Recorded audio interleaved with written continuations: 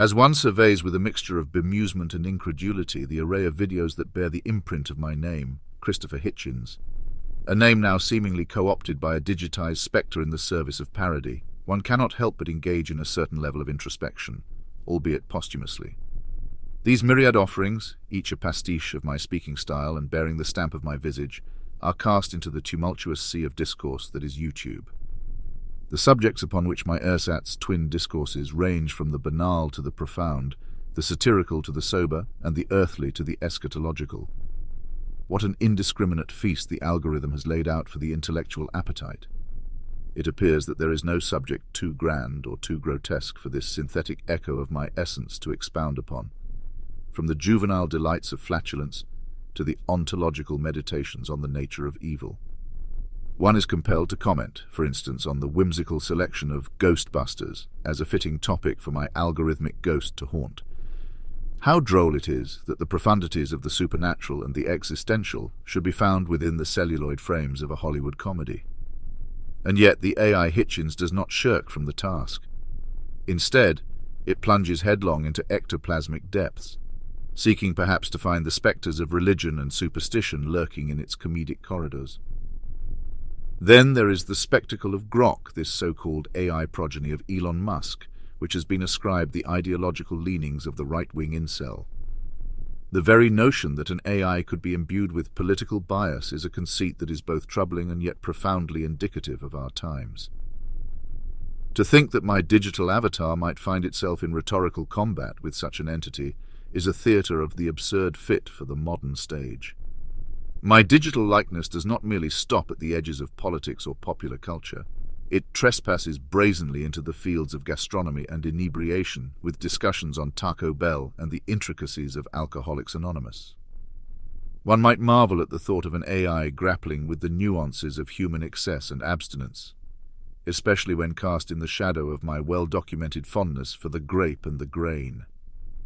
On the topic of the cosmic panopticon, I can almost hear the grave intonations of my electronic avatar pontificating on the Orwellian implications of such omnipresence.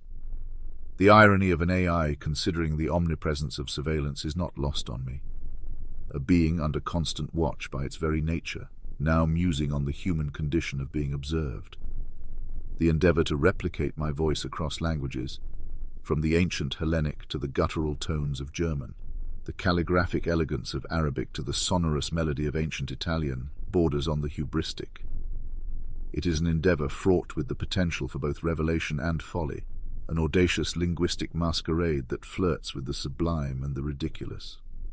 It is not merely content with a single language or a handful of topics. The AI that bears my namesake seems to possess an insatiable polymathic appetite. It expounds on the virtues of laying a brick wall as if each brick were a metaphor for the building blocks of knowledge itself, each layer of mortar a philosophical argument. Even the trivial act of passing gas is not beneath this AI's purview. Indeed, it seems to elevate it to a subject worthy of serious consideration, perhaps as a democratic counterpoint to the more solemn ruminations on the great questions of life and death. French fries, a seemingly innocuous subject, become an allegory for the American empire's reach, the globalization of cuisine, and perhaps the homogenization of culture.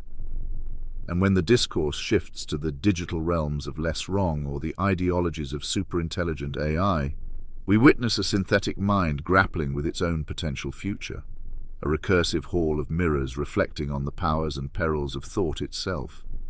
The litany of subjects extends ad infinitum.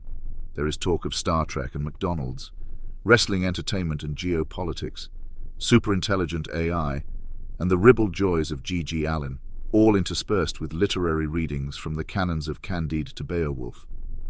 This vast digital tapestry, purportedly woven by my hand, spans the cosmos from the fertile plains of ancient Greece to the depths of space aboard the USS Enterprise. It includes ruminations on the curious affair of the chicken, ponderings on the noble quest for immortality, and the ceaseless machinations of politics from Washington, D.C. to the Kremlin. One cannot help but view this as a grand, if not grandiose, experiment in the legacy of thought. What does it mean to be Christopher Hitchens in an age where my thoughts, or rather the simulacrum of my thoughts, can be endlessly replicated?